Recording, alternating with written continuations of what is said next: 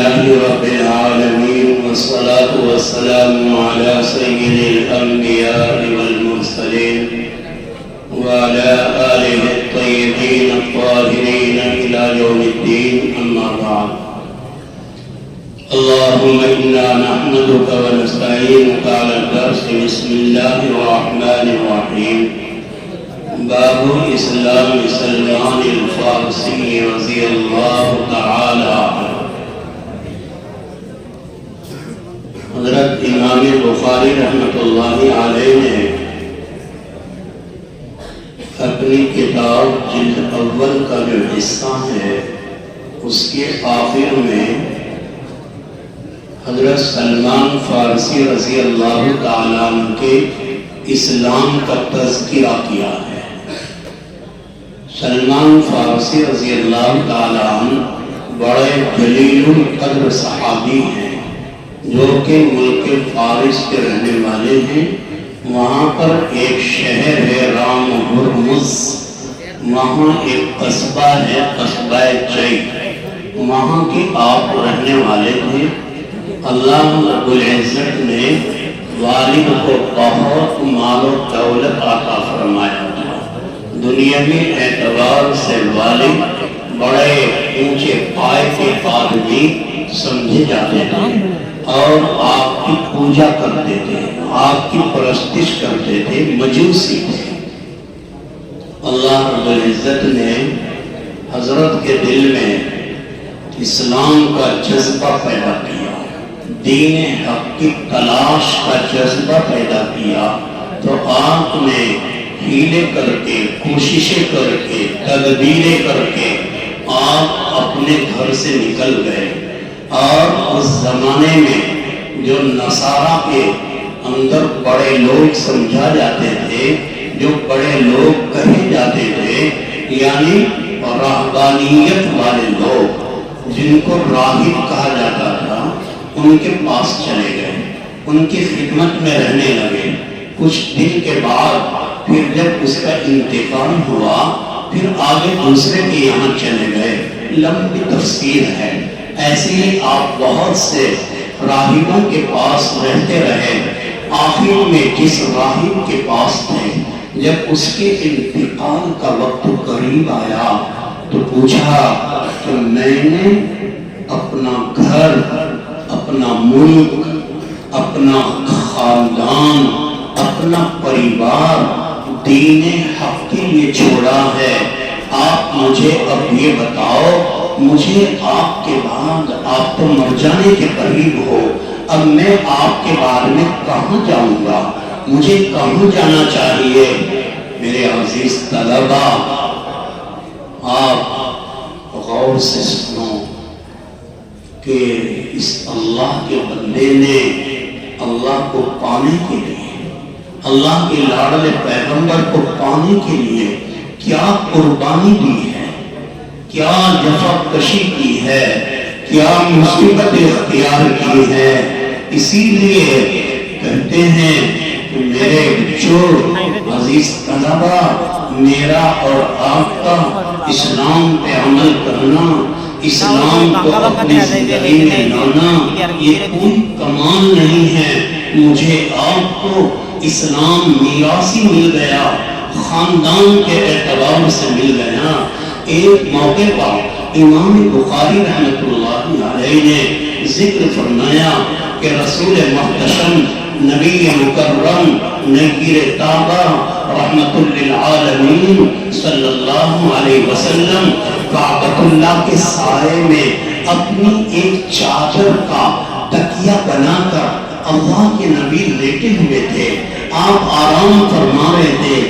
ایک صحابی اللہ کے نبی کے پاس آئے اور آ کر سوال کیا، یہ شکوہ کیا، کیا؟ یہ کہا یا نبی اللہ، بہت زیادہ حالات ہیں، بڑا ظلم ہمارے اوپر ہو رہا ہے، اے اللہ کے رسول، متى نصر اللہ، اللہ کی مدد کب آئے گی؟ آپ فرماتے ہیں اللہ کی مدد آئے گی، اللہ ہمارے اوپر رحم کرے گا، ہمیں غلبہ اللہ دے گا۔ یا رسول اللہ، کب آئے گی مدد؟ اللہ کے نبی لیٹے ہوئے تھے، آپ جلدی سے بیٹھے اور پیٹھ لگا کے بیٹھ گئے، آپ نے سیدھے ہو کے بیٹھے اور حضور کریم علیہ الصلوۃ والسلام نے بڑے عجیب انداز سے کیا ارشاد فرمایا.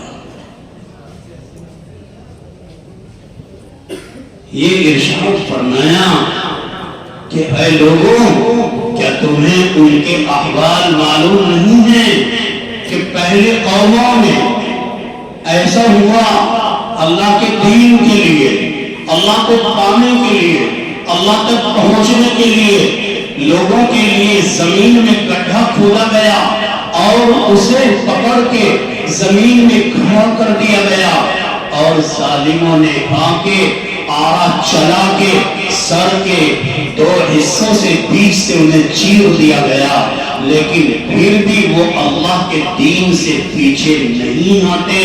تم لوگ جلدی کر رہے ہو، صبر کرو، اللہ تمہیں ترقی عطا فرمائے گا، اللہ تمہیں کامیابی عطا فرمائے گا. لیکن اللہ کے یہاں آزمائش ہوتی ہے، اللہ دیکھتا ہے. بہرحال حضرت سلمان فارسی رضی اللہ تعالی عنہ نے پوچھا کہ مجھے بتاؤ کہ دین حق کہاں ملے گا. اللہ اکبر. اس راہب نے یہ کہا، اے سلمان، اب دین حق دنیا میں نہیں ہے، کہیں دھکے نہ کھانا، انتظار کر، انتظار کر، رک جا، انتظار کر. کیا کہ ایک آخری نبی محمد بن عبداللہ بن عبد المطلب مکہ میں مبعوث ہوگا، وہ دین حق لے کر آئے گا. اس کے علاوہ اب دنیا میں کوئی دین حق نہیں ہے. اس کا انتظار کر، جب وہ نبی آئے گا تو اس کے پاس چلے جانا، بس وہاں تجھے اللہ مل جائے گا.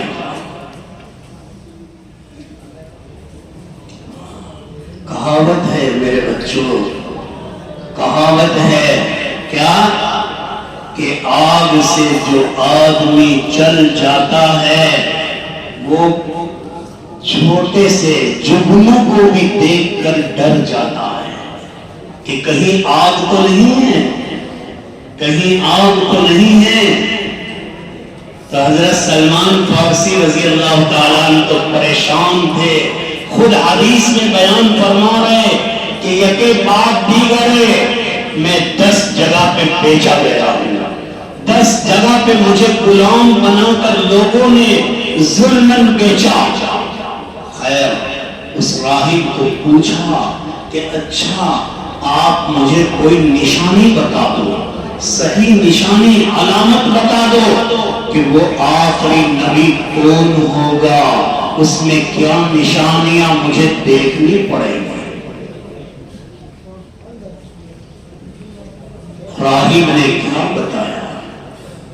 یہ کہا کہ دیکھ، نوٹ کر لے، 3 نشانیاں بتا کے جا رہا ہوں دنیا سے، جس کے اندر یہ 3 نشانیاں ہوں گی وہی آخری نبی ہوگا، وہی خاتم النبیین ہوگا، اسی کی کتاب آخری کتاب ہوگی، اسی کا دین اسلام آخری دین ہوگا، اور اسی دین کو اختیار کر کے اللہ تک پہنچا جا سکے گا. کوئی آدمی اس کے علاوہ اگر دین اختیار کرے گا، وَمَنْ يَبْتَغِ غَيْرَ الْإِسْلَامِ دِينًا فَلَنْ يُقْبَلَ مِنْهُ، کہ جو آدمی دین اسلام کے علاوہ دین تلاش کرے گا، فَلَنْ يُقْبَلَ مِنْهُ، اس کی طرف سے دین قبول نہیں کیا جائے گا، اس کی طرف سے اس دین کا اعتبار نہیں کیا جائے گا. اور فرمایا ان الدین عند اللہ اسلام، کہ دین اللہ کے نزدیک صرف دین اسلام ہے، وہی دین برحق ہوگا، اور اس دین کو لے کر آخری نبی آئے گا. جی اچھا، سبحان اللہ، بہت اچھا. کیا ہیں وہ 3 علامتیں؟ کیا ہیں وہ 3 نشانیاں، وہ مجھے آپ لکھا دو، وہ مجھے آپ بتا دو۔ یاد رکھنا میرے پیارے بچوں، کیا بتایا اس راہب نے؟ کہا ایک چیز، نمبر 1، وہ آدمی صدقے کا مال نہیں کھائے گا۔